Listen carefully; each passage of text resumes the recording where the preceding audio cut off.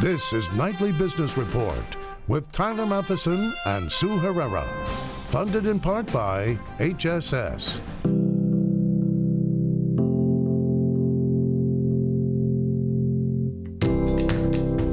Our value principles are patient first, and we want to deliver the highest quality care. The goal of creating and sustaining value is all about putting the patient at the center of the equation. The purpose of this organization is to help people get back to what they need and love to do. Out with the old. Wall Street says goodbye to 2016, and investors are probably sad to see it go. But what will the beginning of 2017 hold? Ringing in with a raise. Nearly 24 states will hike the minimum wage in 2017. But what might a Trump presidency mean for the federal wage? And smartening up. Why experts think smart homes will make their mark in 2017, and what homeowners and buyers should know. All that and more for this Friday, December the 30th. Good evening, everybody, and welcome. I'm Bill Griffith in tonight for Tyler Matheson. And I'm Contessa Brewer in for Sue Herrera. Well, 2016 is gone on Wall Street, but definitely not forgotten. After what was the worst start to the year, the major averages all had their best performance in several years.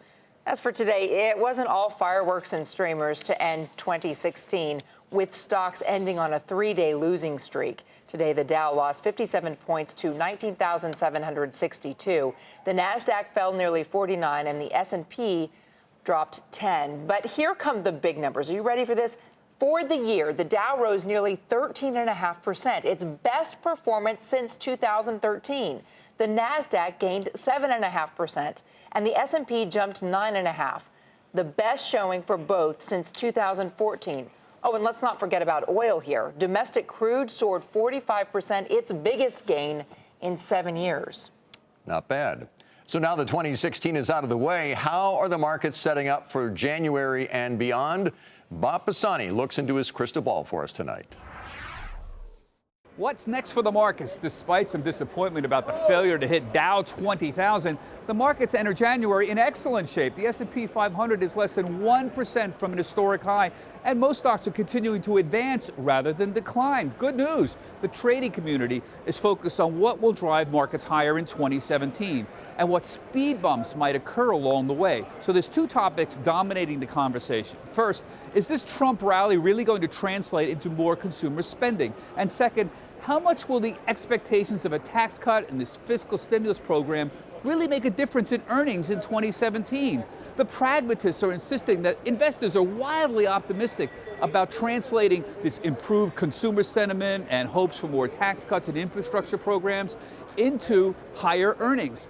But the optimists are insisting that consumer sentiment and business sentiment surveys are already improving, and that even modest tax cuts could increase earnings 10% or more. Now, who's right? Well, the impact on earnings from more consumer spending would be moderate, maybe up 3%, but that's still important. But as we saw this year, the benefits are likely to accrue to a small group of retailers, as well as restaurants, travel stocks, and possibly auto manufacturers. But the impact on earnings from a corporate tax cut across the board, well, that's potentially very significant for everybody. Some estimate it could boost overall earnings as much as 20% for the S&P 500. Finally, the impact from an infrastructure program is likely negligible for 2017. This is very industry specific, mostly around industrials like Caterpillar and materials names. And most agree this is pretty much a 2018 event. For Nightly Business Report, I'm Bob Pisani at the New York Stock Exchange. Let's turn now to Kevin Caron to talk more about what he's expecting from the markets in January. He's market strategist at Stifel Private Client Group. It's great to see you here, Kevin. So when we're looking at January specifically, how important is the employment report next week? Well, it's important for a couple of reasons. Some in terms of the economy, and some a little bit more in terms of politics. So if you look at what the Fed has been doing, they have been responding late in a cycle, starting to increase interest rates, and they're obviously going to be keying in on the employment data next week. We're thinking that maybe you could get a number as high as 200,000, given that the data has been strong.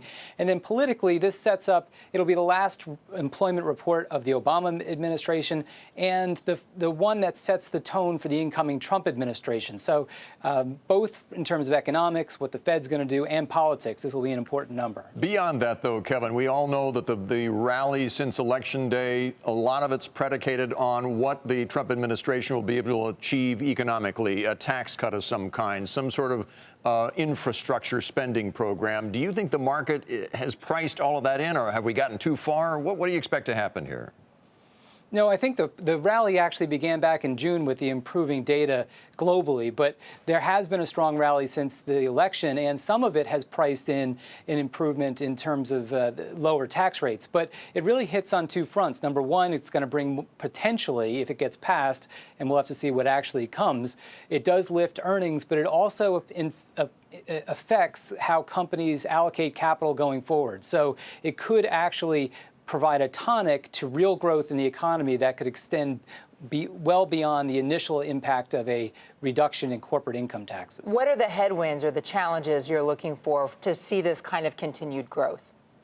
Well, there are three of them. The first one would have to be valuations. We've got a $25 trillion stock market sitting on an $18 trillion economy. Forward-looking earnings multiples are about 20% higher than normal. They're not at extremes, but we have to account for that. Number two, you have to look at stock buybacks, which have been an important source of return to investors, and those have slowed down. And then lastly, I think that you have to just be mindful of the fact that the data has been strong and it could cool somewhat. So as we move through the year, we're going to have to be very watchful of the data and how it comes, how it transpires. But those would be the three things we'd be looking for. So headwinds and tailwinds. I'm curious which category you put the Fed in for 2017 as they expect to raise rates maybe 3, maybe even 4 times in 2017. Yeah, I think that would be a headwind because the market has not set up for that. There's been a bit of complacency on the part of the market. The Fed has been very easy during a period of exceedingly large slack in the economy, but that slack has been coming in. So as we push up against the latter part of a cycle, and particularly if you get some more chance of a fiscal push, that might put some more pressure on the Fed to raise faster than the market's currently expecting. And we'd have to be a little bit watchful that that doesn't go too far. Well, clearly all the other folks at Stifel Private Client Group have already flown the coop for the holiday weekend. Kevin Caron, thank you so much for joining us. Appreciate your time. Thank you for having me, and Happy New Year. All right, now, what does Wall Street expect from stocks in 2017? Dominic Chu polled the experts. 'Tis the season when Wall Street analysts and strategists forecast what the next year is going to hold. And next year, we may not see very many moves in the overall market. So here's what we're talking about. If you take a look at the overall forecast for where the market's going to be, the Wall Street strategists that we poll think that on average, in the middle, we'll see a 23-25 move in the S&P 500, which means it's only about 3% higher than where we are right now. The low end of the forecast comes from Wells Fargo. They think it's going to be around 2280. That's pretty much flat from where we are right now. And on the high end, the really optimistic one, RBC Capital Markets, which thinks 2,500 for the S&P 500. That's about 10% higher. Now, if you take a look on a chart, we've kind of laid it out for you here about where things are going to move. Because over the course of the past year, we haven't moved in that wide of a range. Still, though, the general trend's been up after those lows that we saw early on in the year. This line right here, the low end, orange, means we're just about flat all year long. Green is the middle, and on the yellow side, we got the high end of the range. So as you talk about the moves to the markets next year, keep in mind markets don't move in a straight line like that extrapolation there. However, we could see maybe more muted returns this time around, at least if Wall Street strategists have their way. For Nightly Business Report, I'm Dominic Chu. As for global markets, Great Britain, following the Brexit vote, gained more than 14% this year, the first time positive in 3 years. For the most part, Europe was higher, with the exception of Italy, which fell 10%. As for Asia, Japan and Hong Kong were barely higher, and China had its worst year since 2011, down 12%.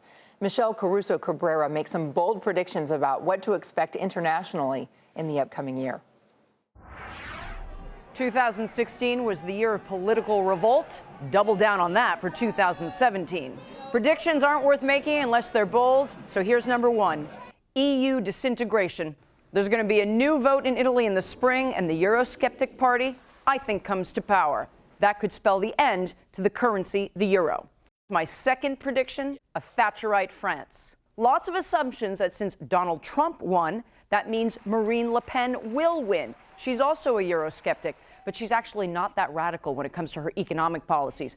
Far more radical, Francois Fillon, who evangelizes Margaret Thatcher from the United Kingdom. That's radical for France. He's going to win. Prediction number three: guess who's coming to dinner?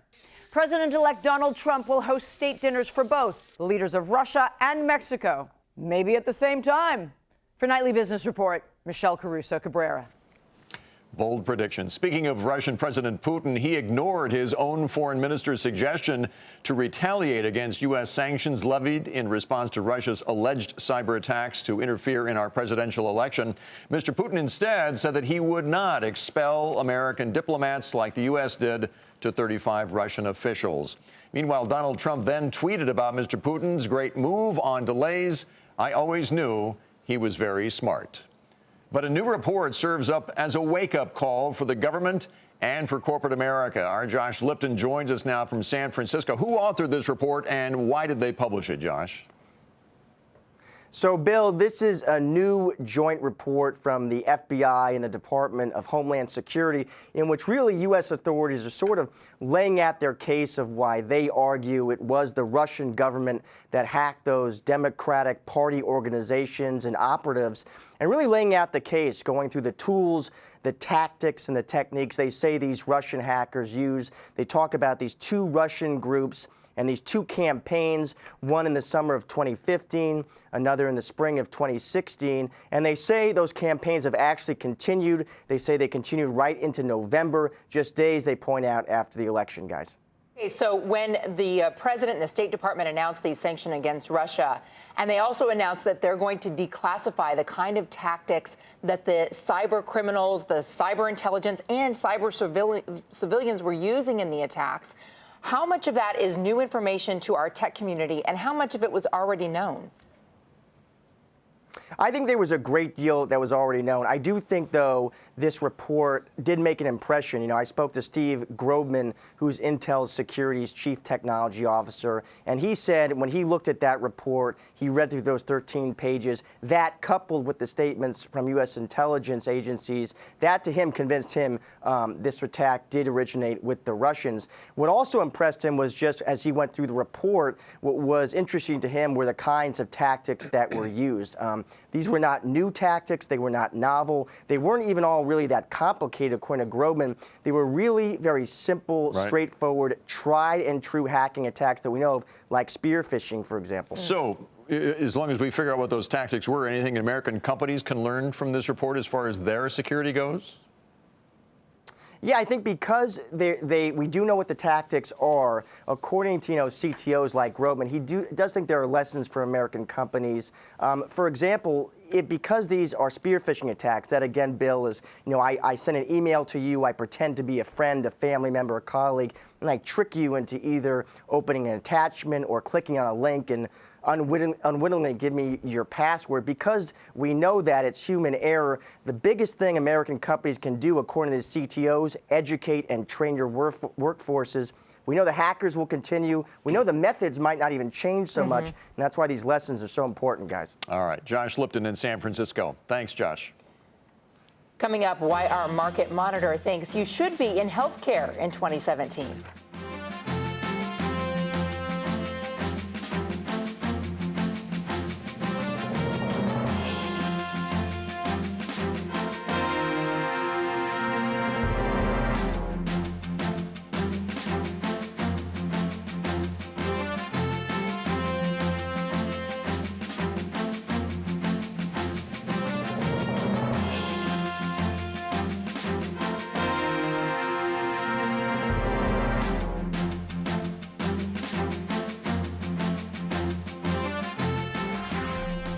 So as the calendar flips to January, workers in 19 states will ring in the new year with raises as the minimum wage rises in those places. Kate Rogers tells us where and by how much. When do we want it? Now! 2016 was a banner year for wage advocates with major milestones in the fight to raise pay for low-wage workers. Across the country, 19 states will ring in the new year with pay increases on or before January 1st. In addition, nearly 24 cities and municipalities will hike wages, giving some 12 million low-wage workers a raise. Currently, 29 states and Washington, D.C. have wages above the federal floor of $7.25 an hour, a number that hasn't moved since 2009, despite pushes from congressional Democrats and the Obama administration. The new wage increases don't impact that number, but many are significant. For example, workers in Arizona will see a raise of 24% from $8.05 an hour to $10 an hour, while employees in Washington state and Massachusetts will have the highest minimum wages in the country at $11 an hour. Over the next several years, New York and California will increase pay at the state level to $15 an hour, thanks to laws signed in 2016. I think there was an expectation that not a lot was going to happen in 2016 at the Washington, D.C. level, so there was redoubled focus on the state level. The Fight for 15 campaign has been generating successes. New York State increased the minimum wage for fast food workers in 2015. There was a lot of activity to pass landmark legislation to improve family leave policies. So there's been a lot of focus at the state level. The campaigns are working, and hopefully, progress at that level will continue. But critics say continued mandatory increases may wind up hurting the nation's smallest companies. Quite frankly, these are people who have very low margins.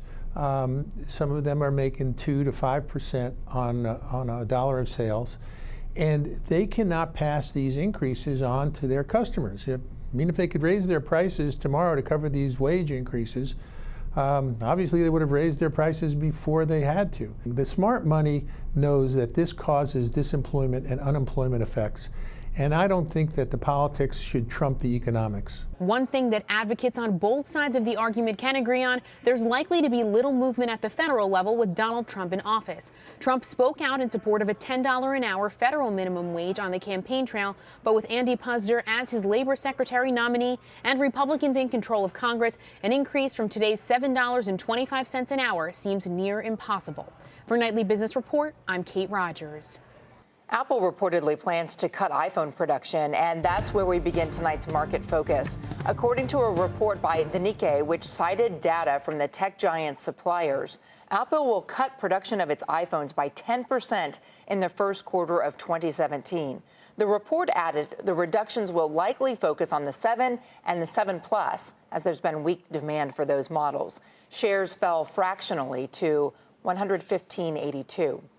Cabela's said the Federal Trade Commission has requested additional information regarding the hunting and fishing retailers' pending $4.5 billion merger with Bass Pro Shop. But Cabela's said it expects to win antitrust approval during the first half of next year. Cabela's shares were off 5% to $58.55.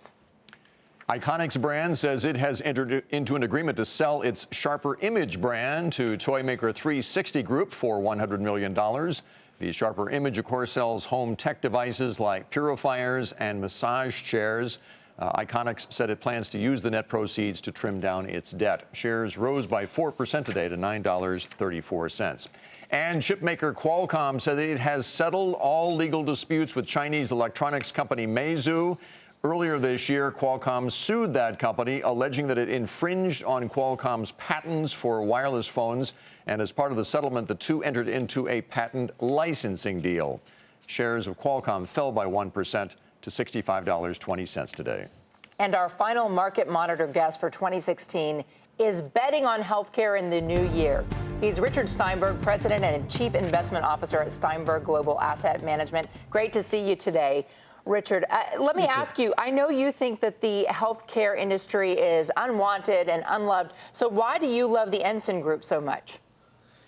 The stock's been beat up some. They are a leader in the skilled nursing and assisted living facility area. Stock's trading at 14 times earnings. We have a $31 target. We just think it's really cheap, playing on the aging of the population theme.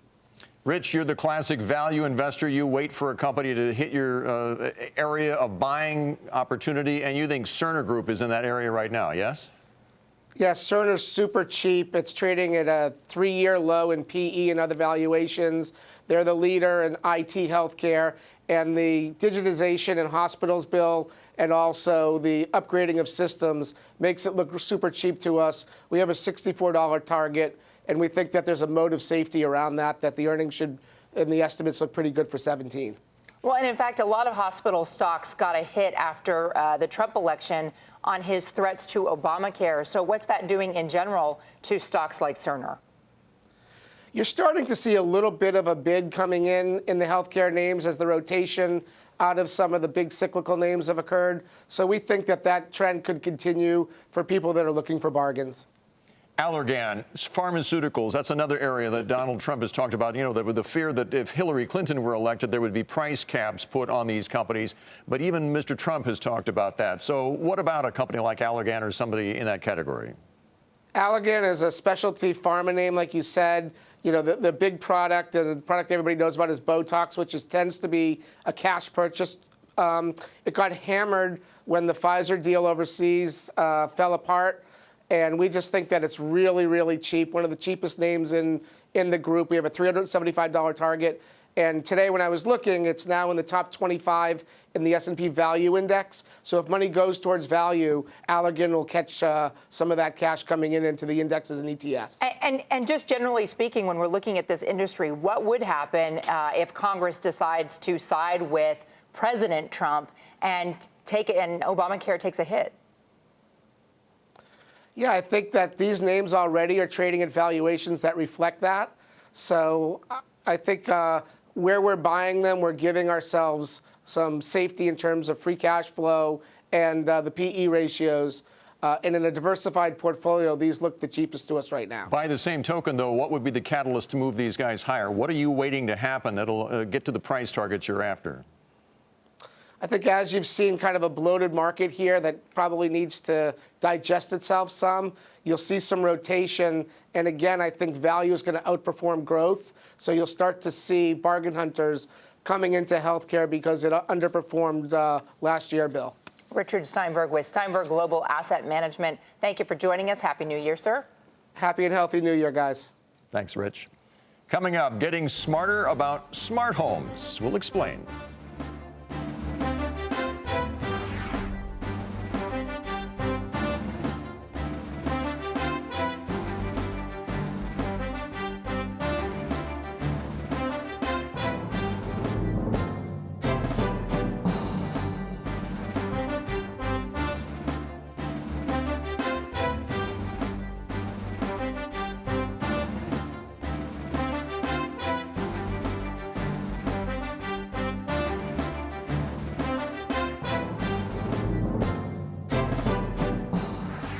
Well, we know the housing market has been hot, and now we know just how hot. Zillow says the total value of the U.S. housing market grew nearly 6% this year and now stands at, are you ready for this, almost $30 trillion.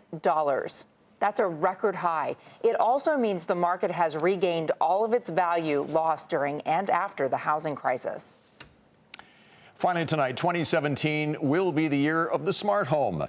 At least that's what some industry analysts are predicting right now. The technology was popular this year, but not as much as it could have been because one thing stood in its way of its growth. Diana Olick explains for us tonight. It helps you save energy. It protects you. It lets you manage your home while you're away. It's, in a word, smart. But smart home technology is still not really on the average home buyer's wish list.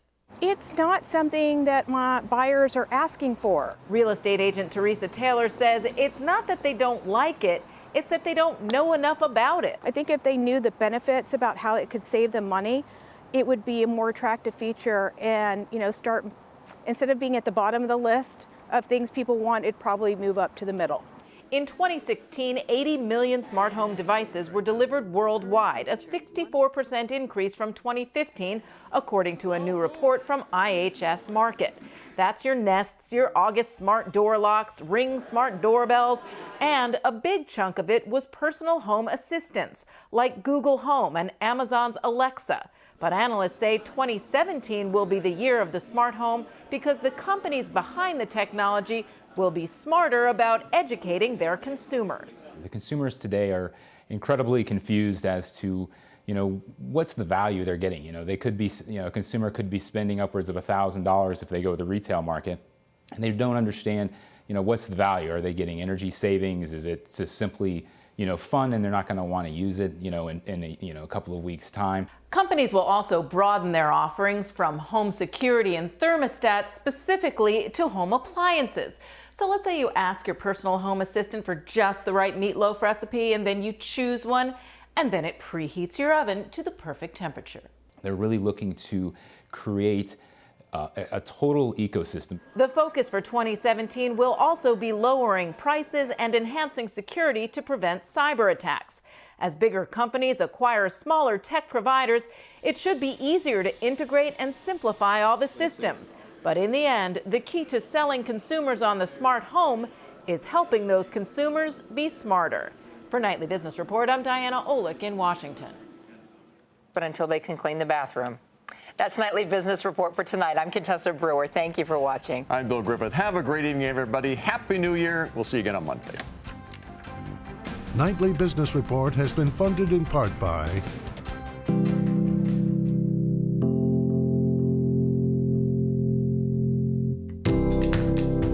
Our value principles are patient first, and we want to deliver the highest quality care. The goal of creating and sustaining value is all about putting the patient at the center of the equation. The purpose of this organization is to help people get back to what they need and love to do